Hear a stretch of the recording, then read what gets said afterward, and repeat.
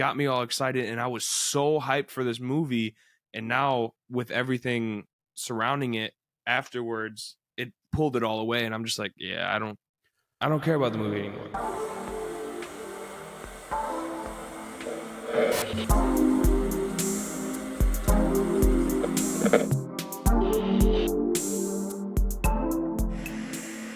What is going on, guys? Welcome back to Collective Comics and the Lights Comics Action Podcast.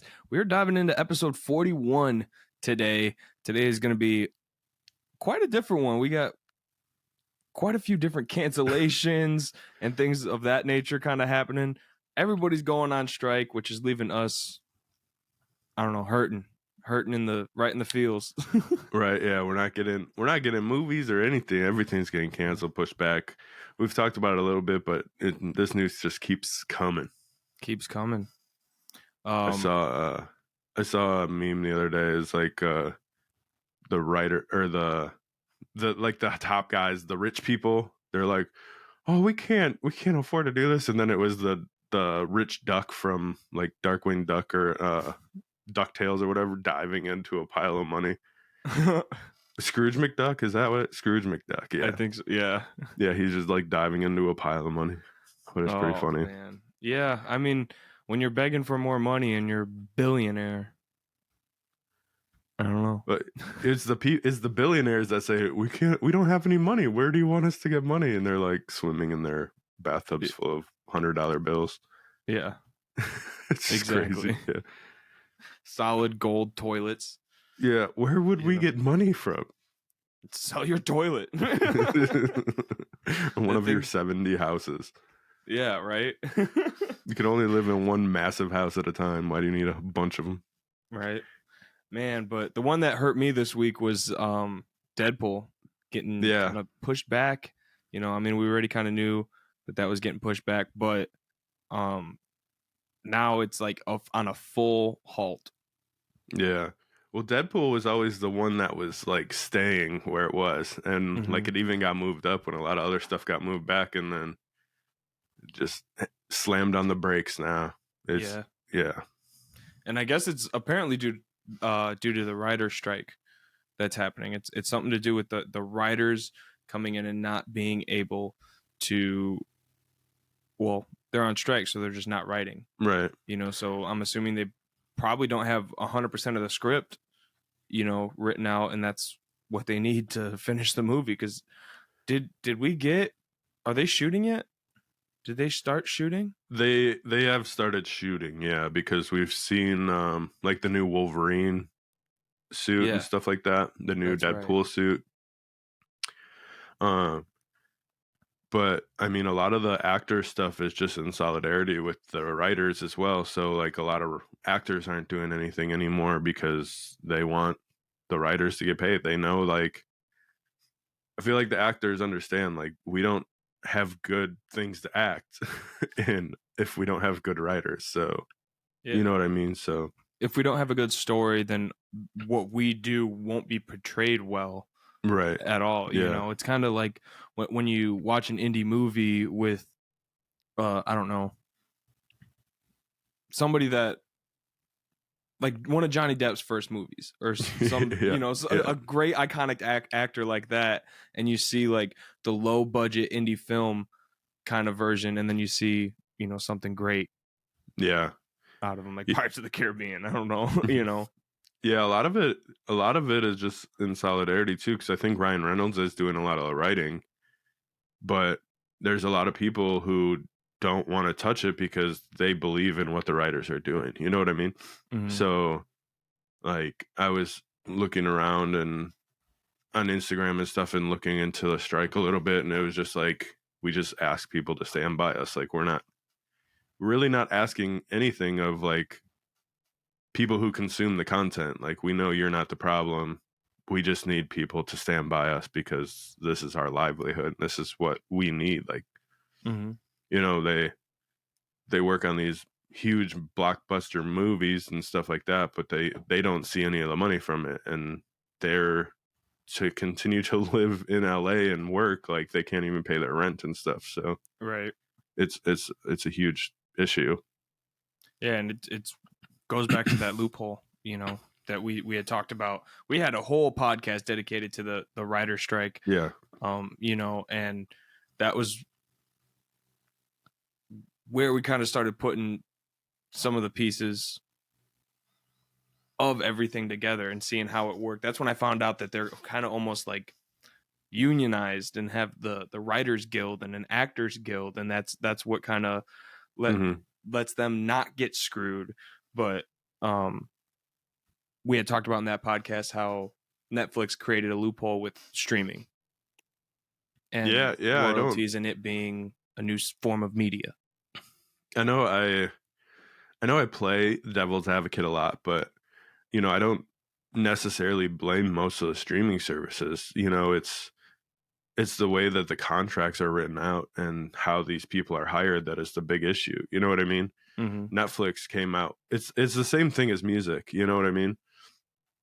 Just because there's a new technology doesn't mean that the new technology is the issue. I think it's a lot higher than that. And it's people refusing to like get used to the new technology and admitting that the new technology is a thing. Mm-hmm. You know, how long we're still dealing with it with music. So like artists don't get paid for all these streams, but you know, somebody's getting paid. I think at this point it's a lot of like the streaming services, but when the writers are signing contracts based on commercial, but then the studios sell that content to a streaming service and there's no commercials, I think that's where the issue really comes. You know what I mean? Yeah, because they don't break it down right, and they don't give royalties, and like that was the big one, is that they weren't giving royalties for these huge TV shows even that, you know, Netflix has and is iconic for, that falls into that new media category. So I wouldn't say that it's not their fault. It almost feels like because of they had something and now they see the way the business works, and they're kind of like, oh well, we can pay a lesser known writer way less money, give him a flat fee, and never have to pay him royalties. That's what we're going to do. You know, so it's almost, I would kind of say the opposite, to where it is kind of the streaming services' faults on the way that they do business, and it's bad business. Yeah. I mean, I think I'm not even thinking about like a lot of the streaming service like exclusive content. Mm-hmm. I'm thinking more like it's hard now too, because like you want to say like, well, Universal and Warner Brothers and all this stuff is doing this and they're not paying the people and they're selling it. Well, they all have their own streaming services now. So those streaming services are definitely at fault, you know, because I mean, they can put their stuff on their own streaming service, but like, I think the biggest issue is like nobody's tracking the numbers like they should and paying out based on them.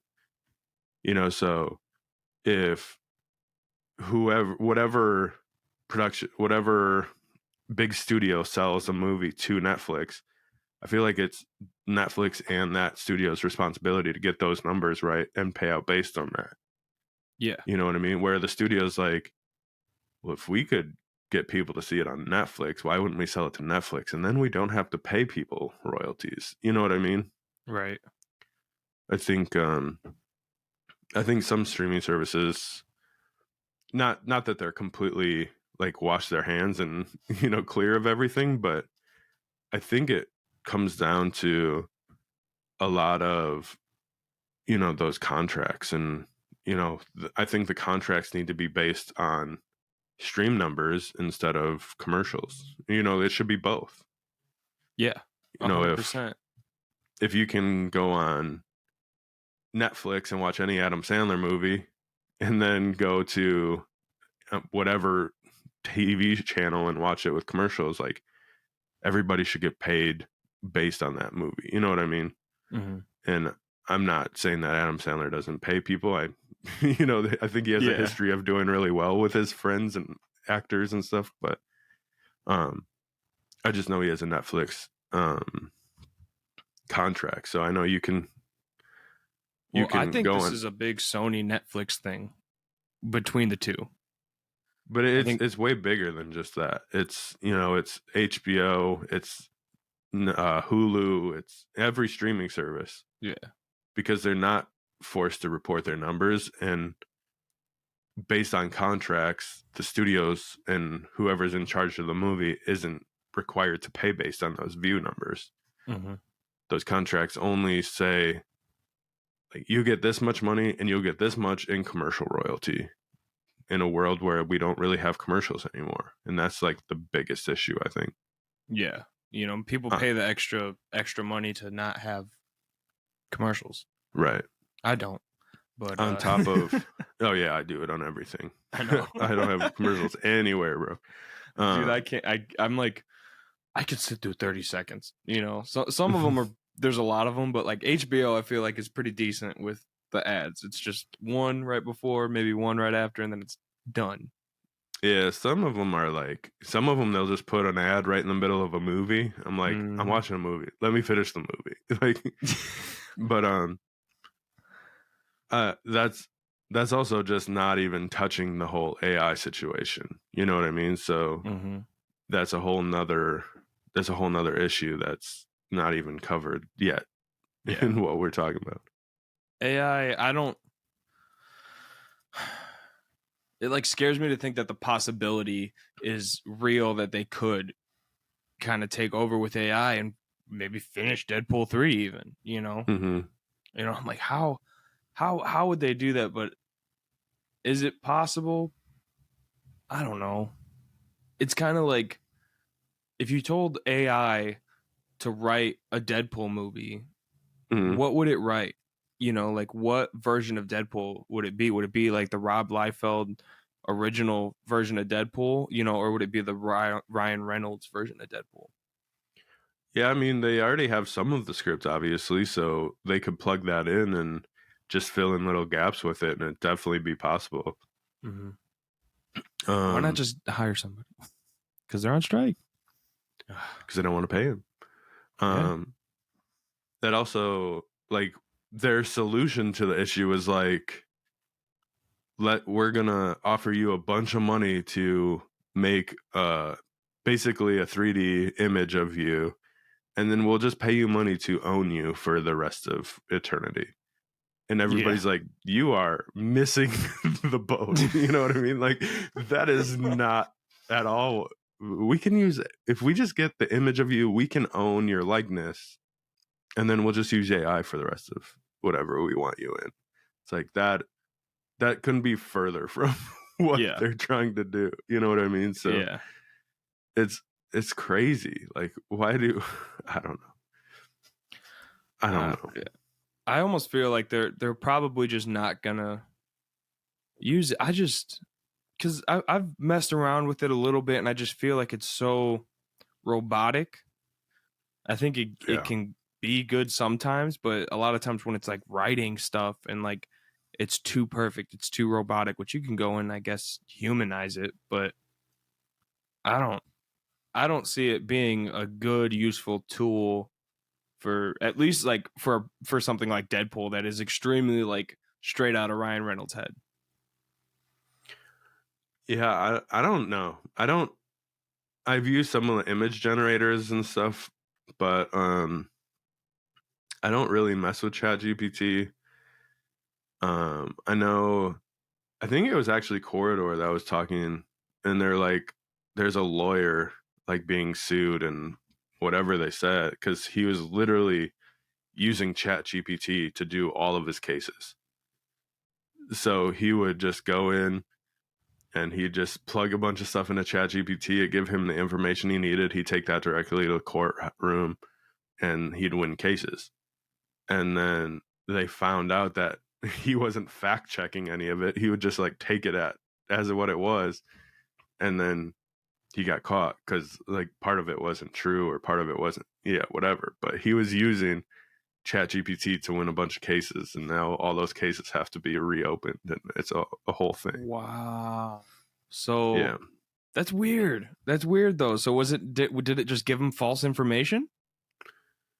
I think it was something you'd have to go and like actually look into this, but if you want to go off of what I remember, it was like, so if there is a case that was similar to the case that you had, and it was already taken to court and there was an outcome, you can take that case to court and basically have more weight towards the same outcome, and a lot of times it'll work. So he would just go in and have Chat GPT look up all the cases. He would type basically his case in, and it would pull up all the cases that were similar to his, and then he'd take all of those cases to the courtroom and be like, look, this is how many times you've had this case, this is the outcome, this is the outcome it should be this time. Oh, dang. But then It's just so he's kind of almost using it like a super powered search engine. yeah, pretty much. And then he but it doesn't always get all the names right, it doesn't always get all of the facts right, so he took that information in and they're like, this isn't real. This He got isn't the found out. case. They just kind of looked at it and were like, "Oh, okay, sure." Yeah, it But was this didn't wild. happen. Oh, wow, man. And then it's just crazy. Like, people are using it for scripts, books. People are using it for whole books. I mean, it's definitely a strong tool, but I think this is like a thing that I talked about last time we talked about AI. It's like, I think it's really good to use as a tool, and it's okay for people to use as a tool. But if you use it for like pretty much a whole body of work, and then you put yourself out there like you did it, I think that's the issue that I find with it. Yeah, it's like plagiarism. Essentially, kind of, yeah. But a robot did it, not a person. So you're not stealing from a person. You can't steal from a robot, essentially. I guess is their logic on it, you know? Yeah. I was wondering the other day, I was actually talking to my wife about, like, I feel like one of these big studios is going to just make a Chat GPT movie and not tell us that it's a Chat GPT movie. And then it's going to come out and it's going to do well. And they're going to be like, look, you guys don't want real writers. This is made by Chat GPT. So why do we need those writers anymore? You know, and they're not going to tell us until after the movie comes out. Yeah. Or it's just crazy. Like, I don't know what, it's so hard to say what this, like, the future of this is going to look like. Yeah, it's going to be messy, you know? So I think forever and always Batman 89 is going to be my favorite movie. All the movies from my childhood are going to continue to be my favorite movies. Everything in the future, I don't really have that high of hopes for. Yeah, I mean, it is what it is. We don't even know what the future looks like, so right. You know what the past looks like. Yeah, and it's still messy. You know, we had the same writer strike in 2007. You know, and now. Yeah, it was for a little bit different stuff, but very similar. Yeah, it wasn't an AI thing, right? But I think it was a little bit more of TV shows and Family Guy and being on the air and commercial rights and stuff like that, royalties that fall into play. You know, and if we can look at that, that would have been done and over by now. Yeah, you know, if this was like the 2007 strike, so something serious has got to be happening, and for this to still be going on, what has it been, like 5-6 months now?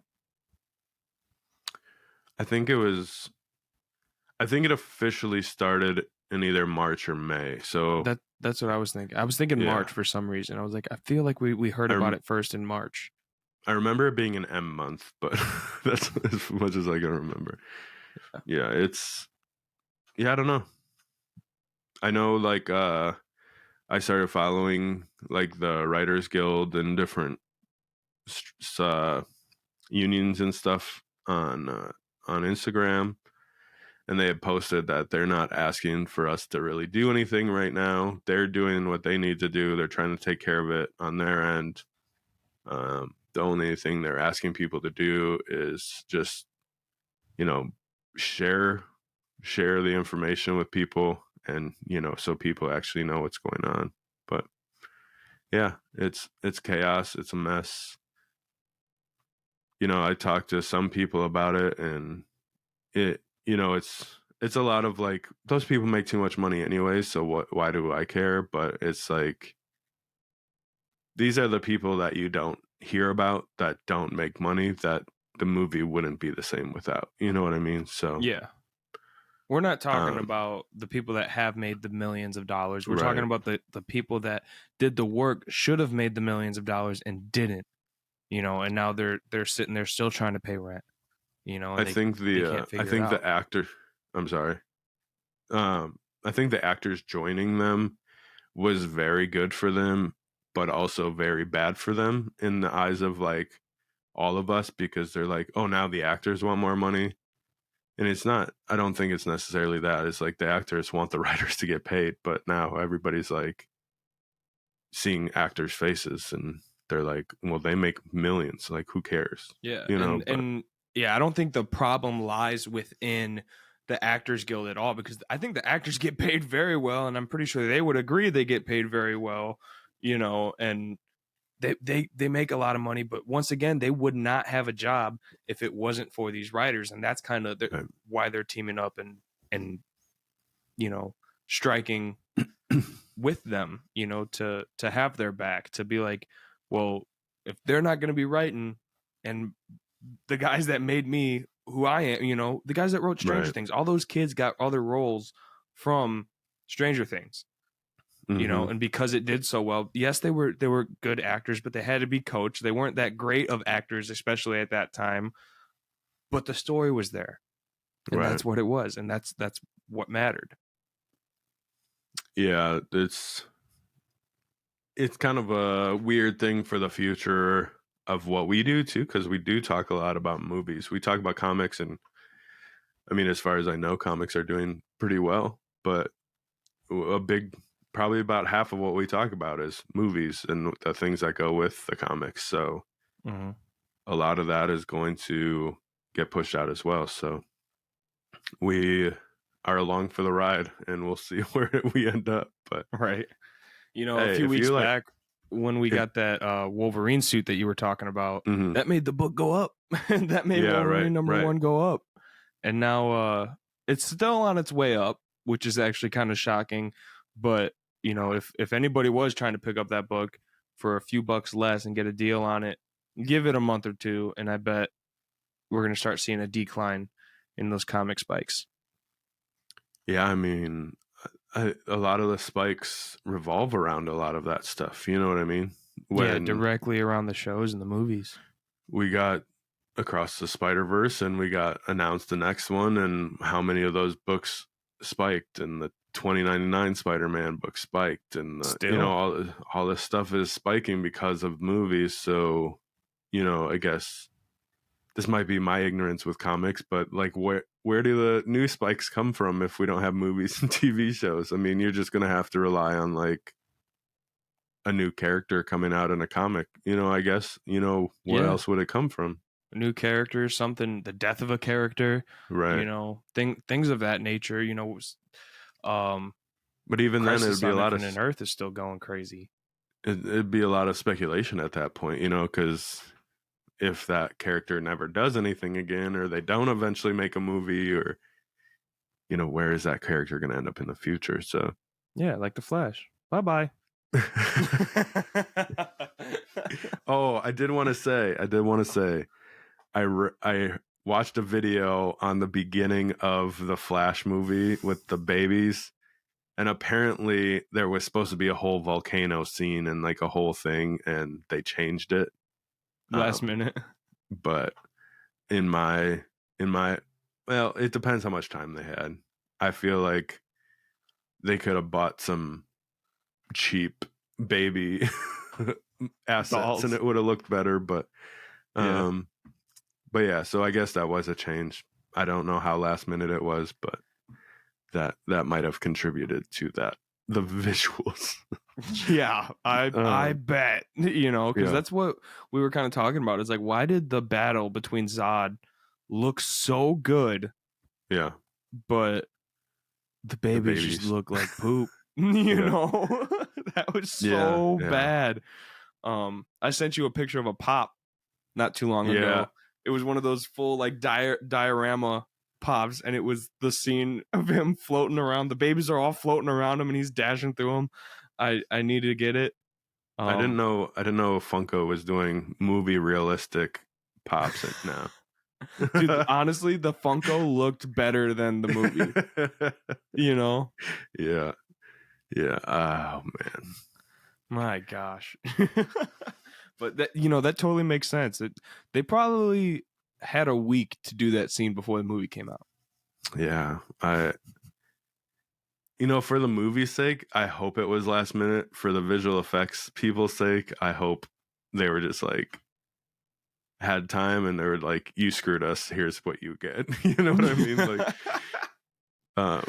Yeah. But that just goes back to like what we kind of talked about before about VFX artists kind of just getting everything dropped on them last minute, and then they get the criticism and stuff. Is like, what VFX artists were working on this? They suck. But like, you don't really know what they were going through. You know what I mean? Yeah.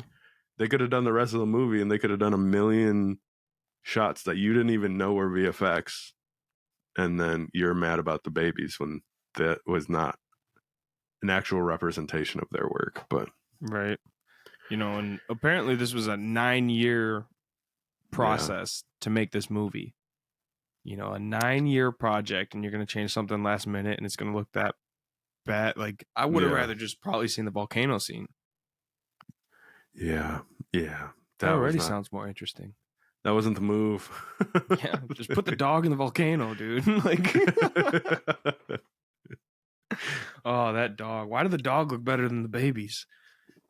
I don't know. They used the dog from Toy Story or something.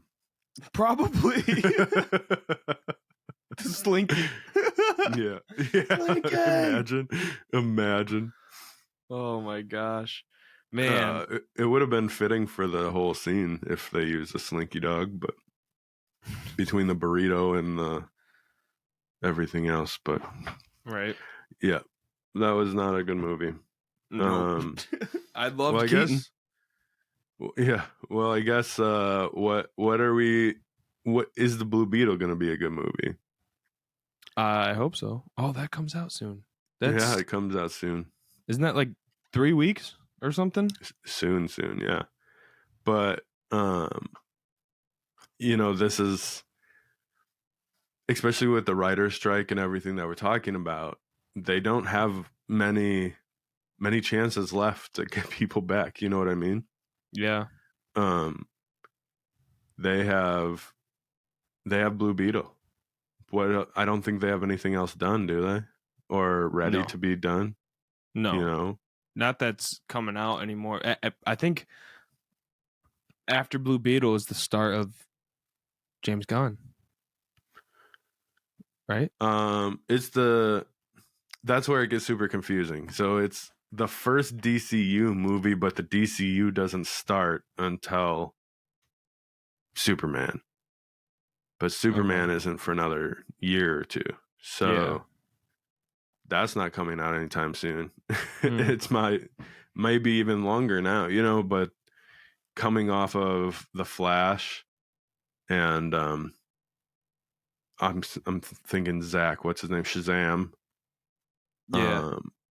Black Adam, all that stuff, all those movies that we've talked about now a few times, it's like with the writer's strike being on the other side, well, I mean, it's currently happening, but the writer's strike movies being on the other side of Blue Beetle, what are they going to do? You know what I mean? Like, if Blue Beetle doesn't do well, which I don't think Blue Beetle will do well, what does that look like for DC?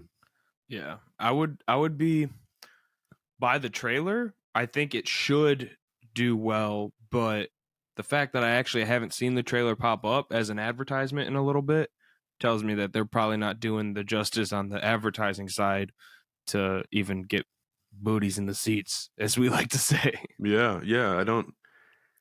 I feel like we talked about that a little bit before we started the podcast. It's like, I feel like DC is dropping the ball on marketing and advertisement. I mean, but I guess, do you blame them at this point? Look at what they did for Black Adam. Yeah, they did all the marketing and advertisement they needed, or they just let The Rock do it. And but yeah, I think that's something to do with it, but I also think what's going to come from here on out is that they're just like we had said, they should just realistically scrap everything and just start fresh. And I think that's Yeah. what they're trying to do. So maybe they're just like, we're gonna save the marketing budget that we had for this movie, and we're gonna use it on the actual DCU that we're gonna start with Superman. So hmm I'm sure we'll probably start seeing a step up in that marketing tactic. I feel like especially with somebody like Black Adam and Blue Beetle, you need to be out there doing it, because these aren't Batman, Superman superheroes. You know what I mean? Yeah. The people don't know them just by their symbol. They don't know who they are. They don't know their story. And I feel like they kind of shot themselves in the foot by having The Rock do so much media and so much, he's a big name, but now you've seen The Rock, and now when you go to see Black Adam, you're going to see The Rock. You're not going to see Black Adam. You know what I mean? So, Yeah. but I mean, you also run that issue with getting a big actor like that. So I don't know what their solution would have been, other than understanding that that's not how people see movies anymore. And, post-COVID movie numbers aren't going to be the same than as they were in the 90s, Yeah, unless they actually start making good movies. Right. Like that's really what it comes down to, is make a good movie and we'll be all right, But I mean, I don't think Black Adam was a bad movie. No, I don't think it was at all. I think it was just the whole controversy with Cavill and everything that came after the movie. I don't think Shazam was a bad movie. I actually like Shazam, but I think it is everything they have going on in their universe and everything going on in the Warner Brothers and everything they have, it's there's so much mess around it. It's and with that mess, the mess that is like happening for me is that when Black Adam came out, I was so stoked on it, knowing that like we're gonna get the fight between Black Adam and Superman. That's supposed to be a thing, and he didn't even say that yet. Nobody had said that yet. We saw it the day of that it came out. So when I saw Cavill come back, it like got me all excited, and I was so hyped for this movie. And now with everything surrounding it afterwards, it pulled it all away, and I'm just like, yeah, I don't care about the movie anymore. Right. Something that I should care about. I think they did a really bad job as well, just like telling the story as far as like how Shazam, Superman, and Black Adam go together. Because you have a Shazam movie years before that. You have a Shazam movie coming out. You have The Rock saying Shazam and Black Adam. For people who don't know the comics, they're very confused at this point. And now you have Superman popping up.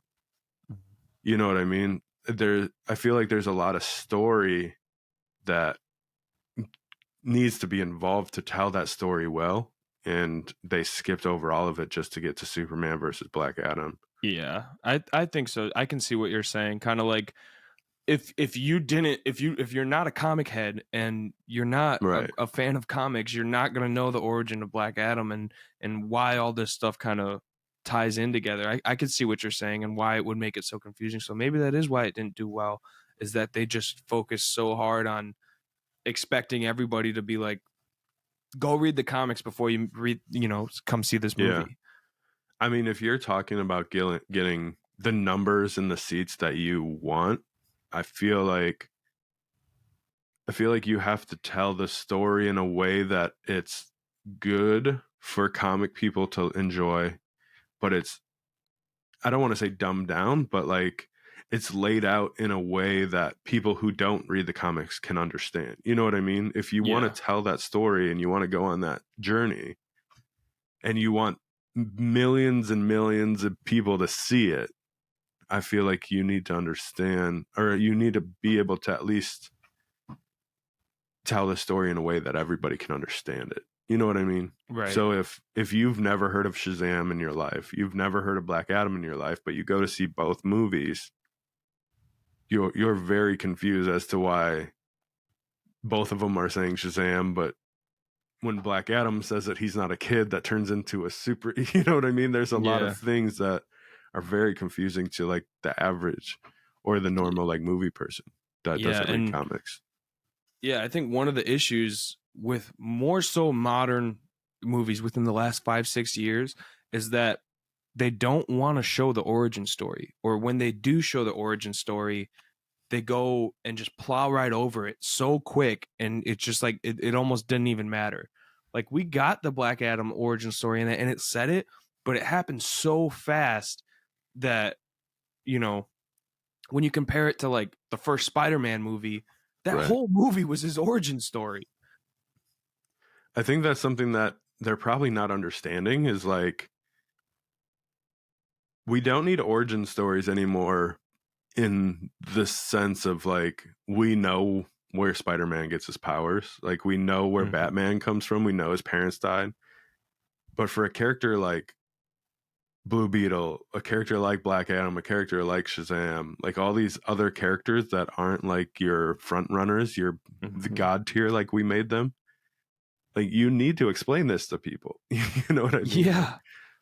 at least put something out, or like, I don't know, it's got to be something. Yeah. Make YouTube videos on the origins and put a little bit of production into it and play it during the previews. You know what I mean? Right. If you don't want it in your movie, do you have enough time during your previews to Yeah, I say put put it in something the out there? movie, you know what I'm saying? I Yeah. say plan on, you know, if you want to get into the Black Adam versus Superman and stuff like that, plan on another movie. You know, Yeah. plan on 2 more movies. Give them an origin story, give them a middle ground, and then give them the ending, you know? Yeah. I mean, I think that's what I had said.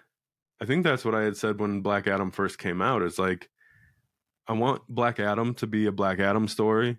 I want Black Adam 2 to be the interaction between Black Adam and Shazam. And then 3 to be like that big moment you're waiting for. You know what I mean? Do we Mhm. get the Black Adam Shazam Superman fight and all that stuff, you know?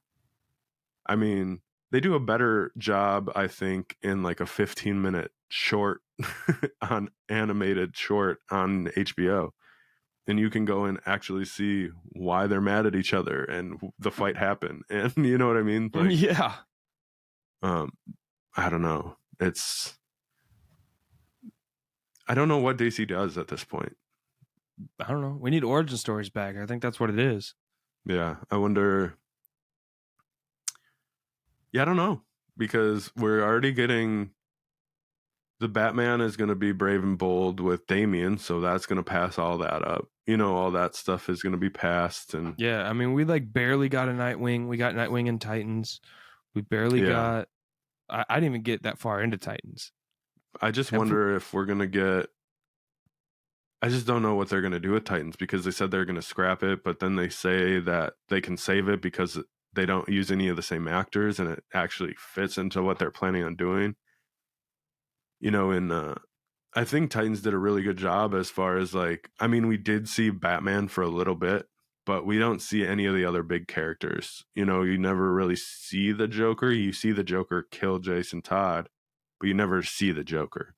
Yeah, You know what I mean? So you get like, you get Nightwing becoming Nightwing, you get Red Hood becoming Red Hood, and that's the one I was now gonna ask. you just got Tim Drake becoming Robin.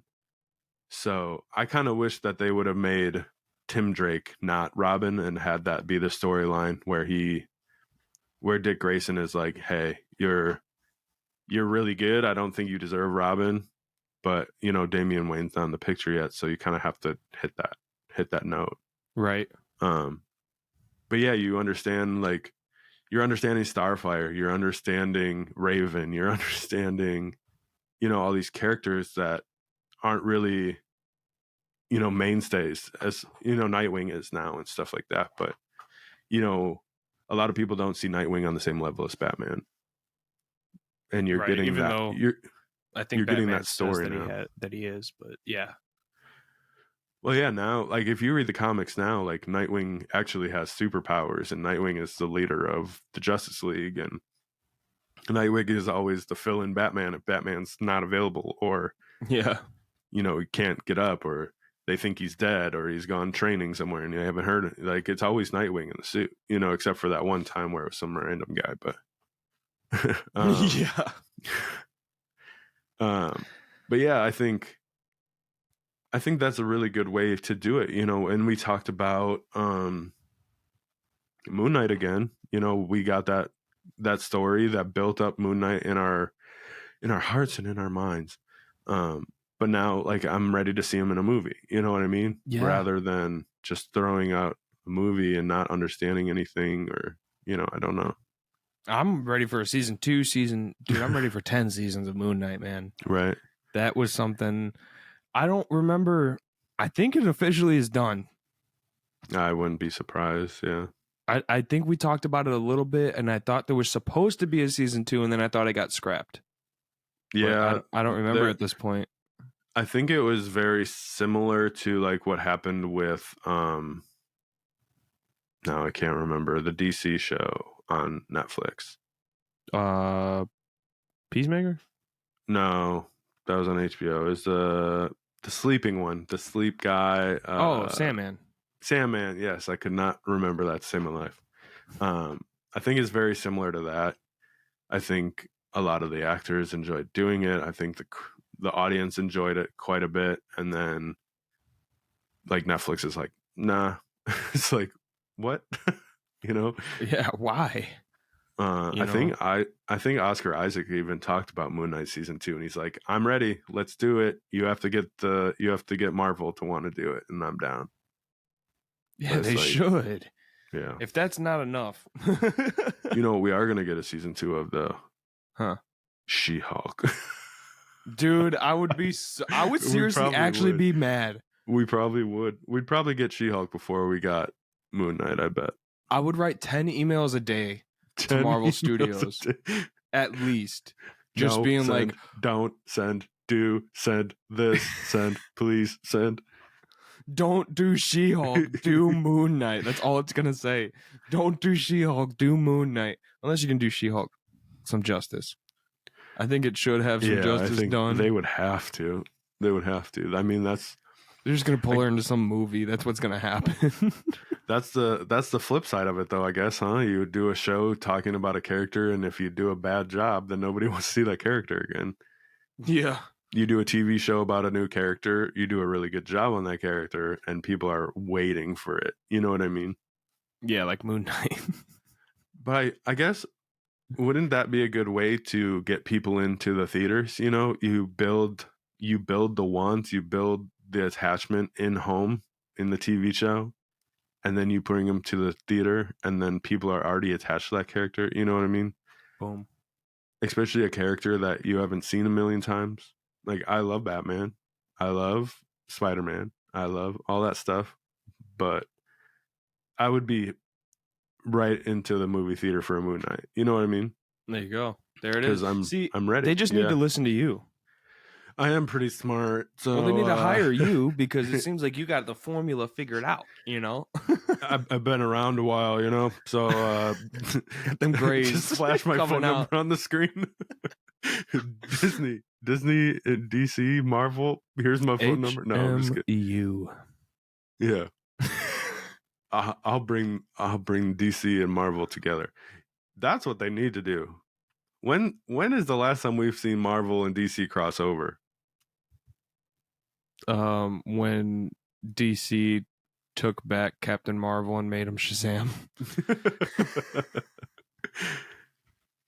I don't know if people would want to see that, but I think it'd be an interesting crossover. Yeah. You know what I mean? Yeah. But that whole origin of Captain Marvel and origin of Shazam is pretty hilarious. It was a DC character that got sold to Marvel, Captain Marvel, and sold back to DC.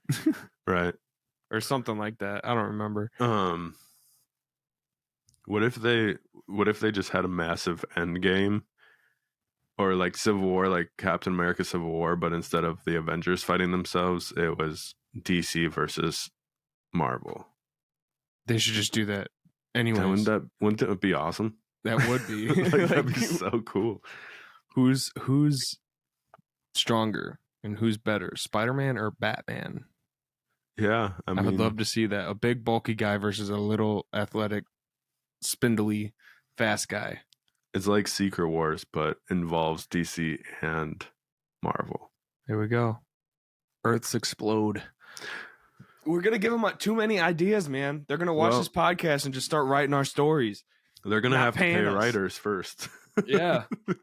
You know, We're gonna have to join in I'm on the actually strike. striking now. I'm a writer all of a sudden, and I'm striking because I have such good ideas. This is my book I wrote. Not really. This is the book I wrote. Yeah, I'm a writer. There you go. I created this. I wrote this. Well, that's good because I wrote this. There you go. Everybody listening to the audio version is like, what are they talking about? We're throwing up like AF-15. Just books that we have next to us randomly. Spider-Gwen #1 and The Last Ronin. That's what we're throwing up and being like, we wrote it. Oh gosh, see, it's better to just come to YouTube and watch a video because then you don't have to worry about it. But quick plug for the YouTube channel. Yeah, right. Yeah, I mean that's pretty much it for me this week. I don't know if I have anything else to talk about. What we got to talk about? I have one more thing to talk about, and I feel bad for Kevin Smith right now because he is taking some heat right now from the fans because he is being blamed for the cancellation of He-Man, the He-Man movie. Yeah. I don't know a ton about this. You sent me some, and that's about all I know. So if you want to explain it to people. Yeah, I was kind of trying to find it once again. I sent you some screenshots, but he had basically just made some statements online saying that the Masters of the Universe Revelation performing poorly had nothing to do with the live action version and of it getting axed, because I think he's writing the cartoon. Right. He's writing the show right now. So I know he's on strike and he's not writing it at this moment, but he helps and he does the show. So apparently that performed poorly and not that great. And it says it has nothing to do with that. It's just, once again, going back to the strike, they've already spent $30 million on just trying to keep the actors that they had for it. Yeah.